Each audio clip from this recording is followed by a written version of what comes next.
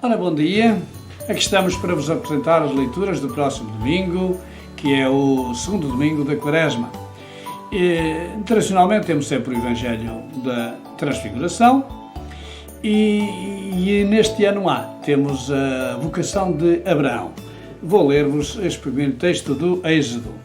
Naqueles dias o Senhor disse a Abraão: deixa a tua terra, a tua família, a casa de teu pai e vai para a terra que eu te indicar. Farei de ti uma grande nação e te abençoarei. Engrandecerei o teu nome e serás uma benção.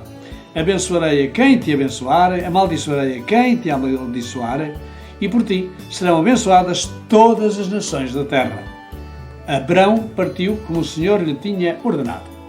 Pronto, aqui está o princípio da vocação de Abraão, que aqui aparece ainda com o nome Abrão, sem o segundo A, Abraão. Isso só lhe é dado mais adiante quando nasce o filho Isaac. Então, pois, esta história de Abraão, que se passa em 1850 anos antes de Cristo, na Mesopotâmia, que é uma região muito fértil no atual Iraque, e que naquele tempo tinha realmente um certo desenvolvimento, não é?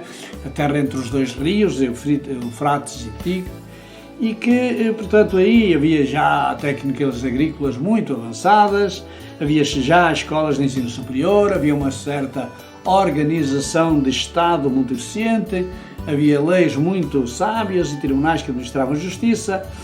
Porém, essa terra tão venturosa era frequentemente invadida por povos estrangeiros, claro. E então, por volta de 1850 antes de Cristo, aparecem realmente grandes perturbações políticas que levam a estas migrações. Portanto, a vocação de Abraão, no fundo, não é propriamente assim, sai daqui, vai para além. Não, é ele tomar consciência da circunstância e realmente de ler a história, ler os acontecimentos à luz de Deus e à luz da fé. E, portanto, é o que acontece com Abraão, não é? Que na verdade depois coloca toda a sua confiança no Senhor e, portanto, Abraão que responde afirmativamente ao chamamento de Deus. Depois temos então a segunda leitura, que a segunda leitura é tirada da carta de São Paulo a Timóteo, que era bispo de Éfeso, uma cidade importante no Império Romano, e, portanto, também era difícil a vida dos cristãos naquele tempo, e, portanto, é lembrado que a vocação cristã é totalmente gratuita. Os homens nada podem fazer por a merecer. É um dom. E esta verdade deve despertar em nós uma expressão ou uma expressiva gratidão para com o nosso Deus, para com o Senhor, e também, além da gratidão, um grande sentido de responsabilidade perante a resposta que devemos dar a este chamamento. O Evangelho é de facto bastante difícil. Porquê? Até parece fácil, de facto. Jesus sobe a um alto monte, leva consigo 3 discípulos, 3 apóstolos, mas tudo isto é muito, muito, muito simbólico. O objetivo de São Mateus, não é propriamente relatar informações simplesmente, mas é muito mais. Ele quer levar os cristãos das suas comunidades, e nós também, a compreender quem é Jesus. Com este objetivo, como faziam os rabinos do seu tempo, então ele recorre às linguagens teológicas, às figuras, aos símbolos, que eram imediatamente assimiladas pelos seus leitores.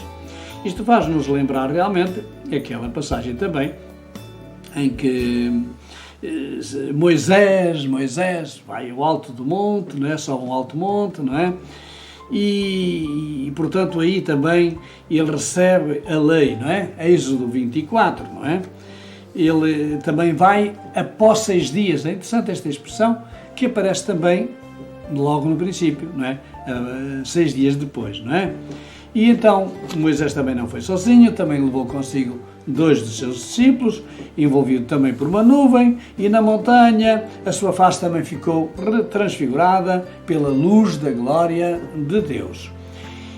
Isto é no versículo 30 do capítulo 34 do livro do Êxodo. É claro agora que Mateus nos quer dizer, ele quer nos apresentar Jesus como o novo Moisés. como aquele que dá ao seu povo, representado pelos 3 discípulos, a nova lei, a revelação definitiva de Deus. O semblante resplandecente e as suas vestes luminosas indicam, sempre de acordo com o simbolismo do templo, a presença de Deus na pessoa de Jesus. O mesmo sentido tem a nuvem luminosa que envolve todos os presentes com a sua sombra. No livro do Êxodo fala-se também de uma nuvem luminosa que protegia o povo de Israel no Egito, no deserto. Era o sinal de que Deus acompanhava o seu povo. Quando Moisés recebeu a lei, também a montanha foi envolvida por uma nuvem. E também isso significa a presença de Deus. A voz do céu é um modo de apresentar o que Deus pensa de um determinado acontecimento. Já no momento do batismo já acontecerá a mesma coisa e tinham sido pronunciadas as mesmas palavras. Este é o meu filho predileto, meu filho muito amado. Aqui é acrescentada a exortação: escutai-o. Então vemos que de facto aparece Moisés e Elias, o grande profeta restaurador da lei de Moisés, e parece que são personagens iguais diante de Pedro, não é? Mas realmente não pode ser. Jesus destaca-se nitidamente dos outros e é absolutamente superior. Por isso a voz de Deus é: este é o meu filho predileto. É ele, somente a ele, que os discípulos devem dar ouvidos. Por isso não pode haver igualdade, vamos fazer aqui 3 tendas iguais. Não, é diferente, é bem diferente. Jesus é o Messias, é apresentado por Deus como o seu filho predileto. Portanto, assim também na Quaresma, os catecúmenos também ficavam a perceber e a entender quem é Jesus.